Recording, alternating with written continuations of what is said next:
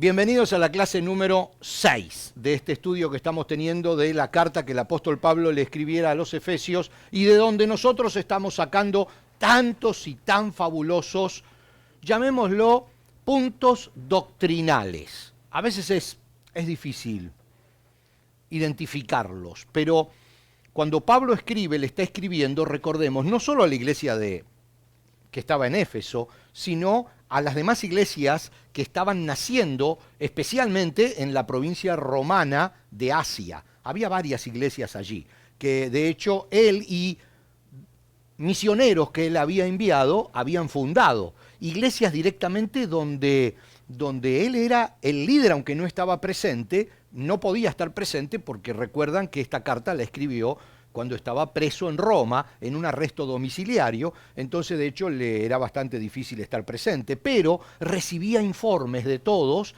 y les escribía con cosas muy puntuales. Lo lindo de esta carta a los Efesios es que fue escrita pensando no solamente en una iglesia. De hecho, como les dije en la primera clase, muy probablemente no haya sido una carta dirigida exclusivamente a Éfeso, sino haya sido una carta circular dirigida a muchísimas iglesias. Y eso nos ayuda porque él lo que tenía en mente, el apóstol Pablo, con el auxilio del Espíritu Santo, es decirles a los creyentes que recién habían creído en esta nueva fe, cuáles eran los puntos básicos en los cuales debían afirmarse, echar raíces. Él usa mucho esa expresión de arraigarse, o sea, echar raíces en la fe, para saber al fin y al cabo qué estamos creyendo, porque de esa manera nos paramos mejor ante situaciones de la vida y, por supuesto, ante las presiones de la gente que nos rodea. Lo que vamos a estudiar hoy, que hoy, si Dios nos ayuda y el tiempo no es tan verdugo como de costumbre conmigo, vamos a tratar de terminar el capítulo 1 recién. Miren, estamos en la clase 6 y vamos por el 1, imagínense. Esto va a ser difícil, así que hoy voy a tratar de meter un poquitito del acelerador para que terminemos el número 1, pero no, por supuesto, no descuidando la importancia de ciertos temas. Los temas más importantes, creo yo, los vimos en los primeros 5 versículos, cuando hablaba de la predestinación, de la santificación, de la adopción. ¿Recuerdan del mensaje universal del Evangelio?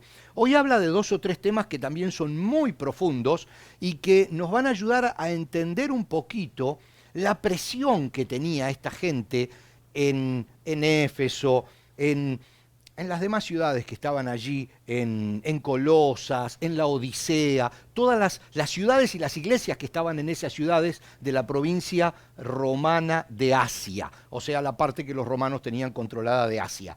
Las presiones eran principalmente de otros judíos, porque los que se habían convertido al Evangelio, esas pequeñas iglesias que estaban allí, recién fundadas, muchos de ellos eran judíos. Había algunos que no los eran, pero muchos eran judíos.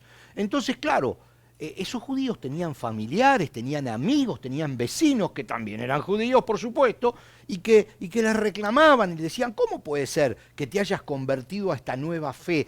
¿Cómo puede ser que ahora sean cristianos? Y ellos tenían que tener elementos para poder explicar y convencer y dar testimonio de su nueva fe. Entonces Pablo tiene todo eso en mente cuando escribe eso. Por eso tiene tanto valor para nosotros. Tanto valor porque lo tenemos que hacer nuestro, lo que está diciendo. Es palabra de Dios para nosotros. Habíamos llegado hasta estudiar o repasar el versículo número 8 del primer capítulo. Ahora vamos a hacer en este punto el 9 y el 10.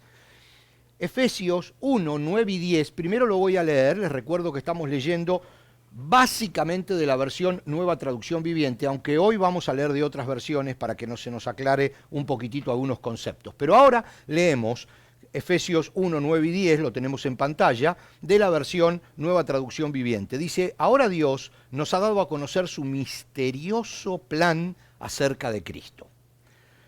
Un plan ideado para cumplir el buen propósito de Dios. Y el plan es el siguiente: a su debido tiempo, Dios reunirá todas las cosas y las pondrá bajo la autoridad de Cristo. Todas las cosas que están en el cielo y también las que están en la tierra.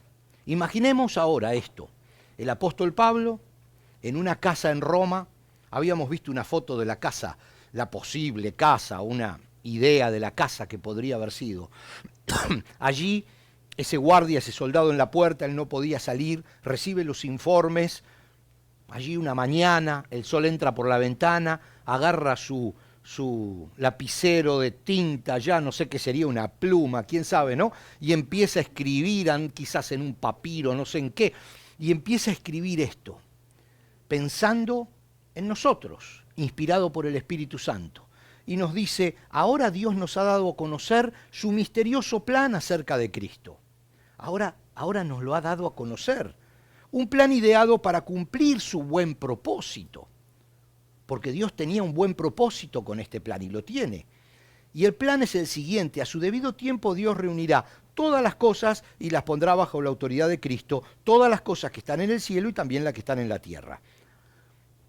El tema que quiere destacar el apóstol en estos dos versículos es que la autoridad de Cristo, que ahora vamos a ver qué tipo de autoridad es, unifica a los judíos y a los no judíos, o sea, a los gentiles, bajo una misma línea de autoridad. Ahora vamos a ver esto. Miren, para entenderlo bien, vamos a leer otra vez el mismo pasaje, pero lo vamos a leer de otras dos traducciones bíblicas, sino miran el concepto con otro estilo idiomático. O sea, lo explican con otras palabras. Y posiblemente nos ayude a entender esto que Pablo quería decir. La nueva versión internacional de la Biblia dice: Él nos hizo conocer el misterio de su voluntad conforme al buen propósito que de antemano estableció en Cristo, para llevarlo a cabo cuando se cumpliera el tiempo. Esto es, dice, reunir en Él todas las cosas, tanto las del cielo como las de la tierra. Y Dios habla hoy, que es una versión, llamémosla, un poquito más popular, un poquito más fácil, dice: y nos ha hecho conocer el designio secreto de su voluntad. Él, en su bondad, se había propuesto realizar en Cristo este designio, e hizo que se cumpliera el término que había señalado. Y este designio consiste en que Dios ha querido unir bajo el mando de Cristo todas las cosas, tanto en el cielo como en la tierra. Ahora que ya lo explicamos, el mismo versículo con palabras distintas, vamos a tratar de echar un poquitito más de luz, viendo lo que el mismo apóstol le escribe sobre el mismo tema a otra iglesia. Le escribe a los Gálatas. Dice: sin embargo, cuando se cumplió el tiempo establecido, Dios envió a su Hijo, nacido de una mujer y sujeto a la ley, y Dios lo envió para que comprara la libertad de los que éramos esclavos de la ley, a fin de poder adoptarnos como sus propios hijos. Dios, dice, reunirá. Esta es la frase clave, a la que le vamos a dar un poquitito de vueltas todavía. Dios reunirá todas las cosas y las pondrá bajo la autoridad de Cristo. Esta es la frase textual que leímos cuando abrimos 9 y 10, cuando abrimos la clase. El término griego que se utiliza aquí es exousia, que significa una autoridad delegada. Lo vemos en Mateo 28, cuando Jesús mismo dice: Jesús se acercó y dijo a sus discípulos: se me ha dado toda autoridad. Ahí la palabra que se usa es esta misma palabra, que es exousia. Se me ha dado toda exousia, dice Jesús, en el cielo y en la tierra. Lo que Jesús está diciendo: tengo la autoridad delegada directamente de Dios para unir bajo esa autoridad todas las cosas que existen. Entonces el apóstol el apóstol le estaba diciendo a estos hermanos que recién habían creído, que recién comenzaban a caminar en la fe, nosotros no estamos aquí para separarnos de los que son judíos. Muy por el contrario, Cristo vino para unir a los judíos con los que no eran judíos, o con los que no son judíos, o con los que son gentiles, que no son del pueblo de Israel. Jesús vino a formar un nuevo pueblo de esas dos naciones. A los filipenses, el apóstol Pablo le escribe sobre este mismo tema, por lo tanto, Dios lo elevó a Cristo al lugar de máximo honor y le dio el nombre que está por encima de todos los demás nombres, para que ante el nombre de Jesús se doble toda rodilla en el cielo y en la tierra y debajo de la tierra, y toda lengua confiese que Jesucristo es el Señor, para la gloria de Dios Padre. Pero ahora vamos a leer todavía un pasaje más, que va a echar un poquitito más de luz antes de que reflexionemos en algo. Luego, Pablo, a mí me gusta usar, cuando estoy estudiando una carta de Pablo, leer otras cartas de Pablo. Por supuesto, como les dije siempre, cuando estudiamos un texto, tenemos que ir al contexto, lo digo en todas las clases, porque no podemos estudiar doctrina de un texto. La doctrina es de bíblica, o sea, la doctrina tiene que estar respaldada por la Biblia en pleno.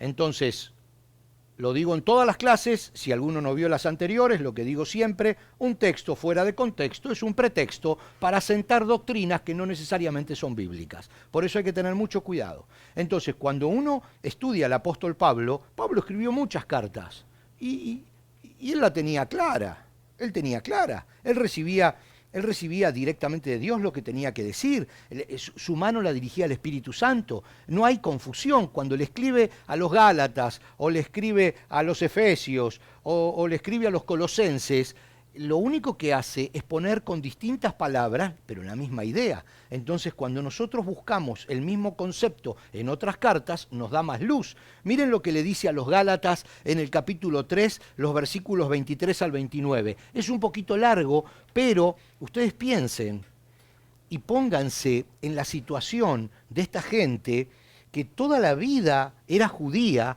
y ahora había creído en Cristo, y toda la familia los miraba y le decía... Bueno, no eran italianos, así que no hacían así, pero imagínense, la familia decía, ¿cómo es eso? ¿Cómo es eso? A los Gálatas, Pablo le dice sobre este mismo tema, antes de que nos abriera el camino de la fe, antes de que se nos abriera el camino de la fe en Cristo, estábamos vigilados por la ley, porque Pablo también era judío y estaba bajo la ley de Moisés. Nos mantuvo en custodia protectora. La ley, dice, nos mantuvo en custodia protectora, por así decirlo, hasta que fuera revelado el camino de la fe. Dicho de otra manera, la ley, dice el apóstol, fue nuestra tutora hasta que vino Cristo. Nos protegió hasta que se nos declarara justos ante Dios por medio de la fe. Y ahora que ha llegado el camino de la fe, ya no necesitamos que la ley sea nuestra tutora. Pues todos ustedes son hijos de Dios por la fe en Cristo Jesús, y todos los que fueron unidos a Cristo en el bautismo se han puesto a Cristo como si se pusieran ropa nueva. Ya no hay judío ni gentil, esclavo ni libre, hombre ni mujer, porque todos ustedes son uno en Cristo Jesús. Y ahora que pertenecen a Cristo, son verdaderos hijos de Abraham. Miren esta frase. Ahora que pertenecen a Cristo, son verdaderos hijos de Abraham. Decirle eso a los judíos era duro, fuerte. Son sus herederos y la promesa de Dios a Abraham les pertenece a ustedes.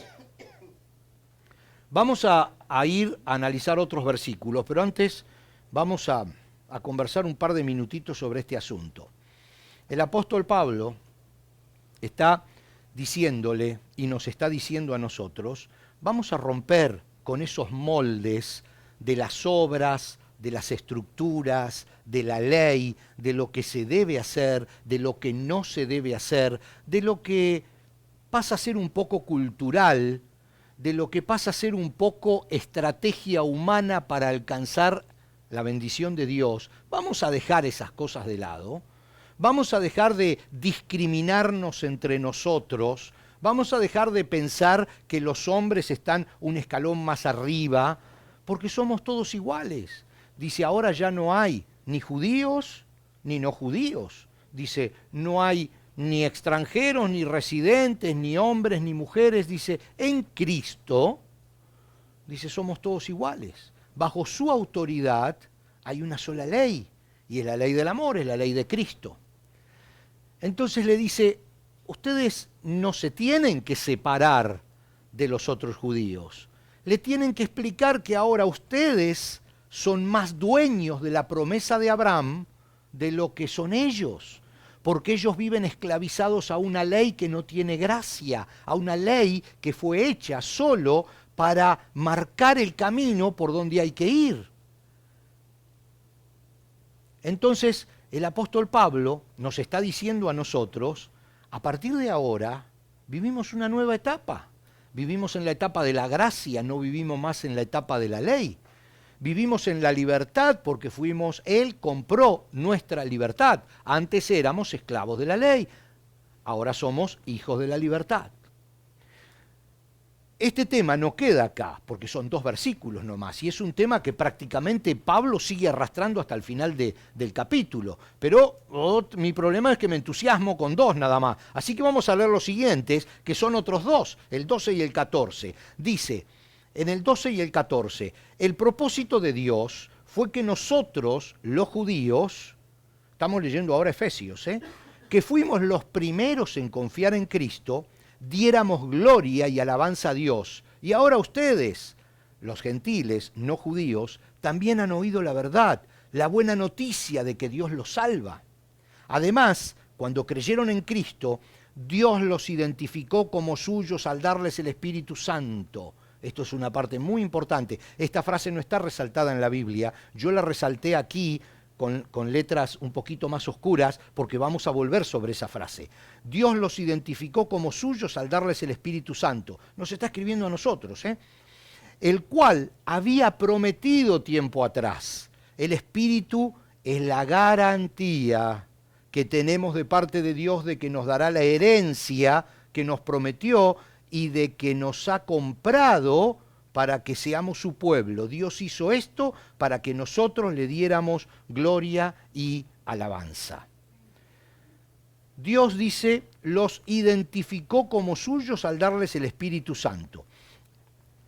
Estos mismos versículos, si los vemos en Efesios, en los mismos versículos, pero en la Biblia Reina y Valera 60, que es una versión muy antigua, dice, en él también vosotros, habiendo oído la palabra de verdad, el evangelio de vuestra salvación, y habiendo creído en él, fuisteis sellados con el Espíritu Santo de la promesa. Y quise leer esto porque muchos cristianos, yo no porque soy joven, ¿no? Pero muchos que ya son de avanzada edad, recuerdan este concepto de sellados con el Espíritu Santo de la promesa. Y esta es una expresión de la Biblia Reina y Valera. Sellados con el Espíritu Santo de la promesa. Y sí usa esa palabra en el original el apóstol Pablo. Porque esa palabra, el sello, fíjense que reafirma una idea de posesión o de seguridad. Se usaba para sellar, se sellaba, se lacraba, que es, se derrite una pasta media roja, que no se lacre, algo así, ¿no? Y luego, cuando todavía está caliente, medio derretido, se le apoya un sello que tiene contornos, algo que tiene borde y eso queda, y cuando se seca queda durito. Entonces eso marcaba o sellaba para siempre un documento, un sobre, y le daba autenticidad. Eso quería decir, es mío, muchas veces se usaba el sello de la familia, el sello del rey, para decir, es más que una firma, es algo que no podía ser violado. También se sellaban, y todavía se hace, a los animales, se los marcaba, como se los marca en la actualidad, a las vacas, se le pone la marca claro, de la finca, esa es la palabra, de la finca, del rancho, para que se identifiquen por si se salen del rancho. Y las ovejas también se marcaban. Entonces, ese concepto de sello significa los hizo suyos y les dio una garantía de esa compra, que es el Espíritu Santo. Las aras de la promesa, dice la versión antigua. Aras significa la garantía. Les dio la garantía de que son salvos cuando les dio el Espíritu Santo. Pero vamos a seguir avanzando. El tema destacado de estos dos versículos, y que lo quise hacer rapidito porque tiene que ver con lo otro que estábamos hablando, de que somos uno en Cristo, tanto judíos como no judíos, y esto es lo importante, tal vez una de las cosas más importantes que yo quería resaltar en esta clase, que es clave para nuestra vida cristiana. El tema destacado de estos dos versículos, el 2, el 13 y 14, son tres en realidad, es que compartimos las mismas promesas que están en el Antiguo Testamento. Nosotros, los que no somos del pueblo de Israel, ahora tenemos las promesas que Dios hizo al pueblo de Israel. Compartimos esas promesas. Mire lo que le dice el apóstol Pablo a la iglesia que estaba en Roma. Algunas ramas, le dice, del árbol de Abraham, algunos del pueblo de Israel, han sido arrancados, lamentablemente. Y ustedes, dice, los gentiles, los que no son pueblo de Israel, eran romanos, ustedes los romanos, los italianos, dice, que eran ramas de un olivo silvestre, fueron injertados. Así que ahora ustedes también reciben la bendición que Dios prometió a Abraham. Está hablando ahora de nosotros. Y a sus hijos, con lo cual comparten con ellos el alimento nutritivo que proviene de la raíz del olivo especial de Dios. O sea, que cuando nosotros estamos leyendo esas promesas que el Señor Jesús le hizo a Josué, y que le dijo, mira que te mando que te esfuerces y seas valiente, no temas ni desmayes. ¿Se acuerdan? Porque yo estaré contigo, te sostendré. Son para nosotros. A veces nosotros miramos las promesas del Antiguo Testamento y hicimos una promesa que le hizo a Josué. No, nos las está haciendo a nosotros. Compartimos las promesas que Dios hizo al pueblo de Israel, porque somos un nuevo pueblo insertado en ese pueblo de Israel. En ese pueblo que era el pueblo de la promesa, el pueblo bendito, el pueblo elegido o el pueblo que eligió a Dios. Hay un himno que se escribió, miren, en 1886, y que cuando yo estaba con esta clase dije, lo tengo que buscar en internet, porque hay un par de frases, hay un par de frases de este himno que las tenemos que tener siempre en mente nosotros. Hacen años que estos himnos ya no se cantan, son los llamados himnos de la fe. Son textos inspirados para recordarnos valores bíblicos. Dice, todas las promesas del Señor Jesús son apoyo poderoso de mi fe. Por eso es tan importante este concepto que Pablo está volcando a los que eran judíos convertidos y a los que no eran judíos y se habían convertido. Y le estaba diciendo, todos estamos ahora en el mismo equipo. Y todas las promesas son también para nosotros. Y les dice, todas las promesas del Señor Jesús, dice este himno, son apoyo poderoso de mi fe. Mientras luche aquí, buscando yo su luz, siempre en sus promesas confiaré. Y luego el coro dice, grandes fieles, todas las promesas que el Señor Jesús ha dado, grandes fieles, en ella yo por siempre confiaré. esta es una parte sumamente importante de lo que el apóstol Pablo le estaba diciendo a ese pueblo que estaba en Éfeso. Algunos judíos, otros no. Le estaba diciendo, ahora todos somos pueblos del Señor y todos compartimos las promesas que el Señor Jesús hizo para el pueblo en lo que sería el Antiguo Testamento. Todavía el Nuevo no estaba escrito. Ahora nosotros sí tenemos un Nuevo Testamento, donde hay promesas, pero somos un mismo equipo. Eso es lo importante que queremos rescatar de esta clase, porque el apóstol se lo estaba diciendo a estos nuevos creyentes que se encontraban en una situación muy difícil, muy complicada, y que tenían que defender su fe y que se sentían en inferioridad de condiciones. No, momentito, no hay ninguna inferioridad de condición. Ahora somos del equipo del Señor Jesús, todos. Versos 15 al 23, y lo vamos a hacer rapidito porque nos quedan apenas unos minutitos. Efesios 1, 15 al 23, tenemos mucho para leer, pero acá la Biblia se explica por sí misma, es tan clara, tan clara. Dice, desde que me enteré de su profunda fe en el Señor Jesús y del amor que tienen por el pueblo de Dios en todas partes, no he dejado de dar gracias a Dios por ustedes. Los recuerdo constantemente, dice el apóstol Pablo, en mis oraciones. Y le pido a Dios, el glorioso Padre de nuestro Señor Jesucristo, fíjense lo que está subrayado, no está en la Biblia subrayado, lo subrayé yo para que le prestemos atención al tema. Dice, le pido a Dios que les dé sabiduría espiritual y percepción para que crezcan en el conocimiento de Dios. Pido que les inunde de luz el corazón para que puedan entender la esperanza segura que Él ha dado a los que llamó, es decir, su pueblo santo, quienes son su rica y gloriosa herencia. También pido en oración que entiendan la increíble grandeza del poder de Dios para nosotros, los que creemos en Él. Es el mismo gran poder que levantó a Cristo de los muertos y lo sentó en el lugar de honor a la derecha de Dios, en los lugares celestiales. Ahora Cristo está muy por encima de todo, sean gobernantes o autoridades o poderes o dominios o cualquier otra cosa.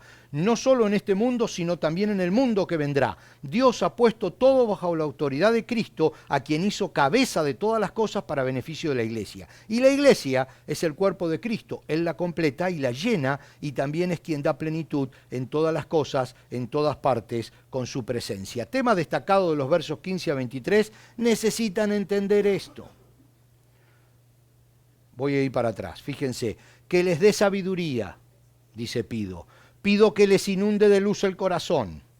Pido que entiendan, dice. El apóstol Pablo está terminando el capítulo 1 de la carta, que por supuesto no tenía un capítulo, era una carta.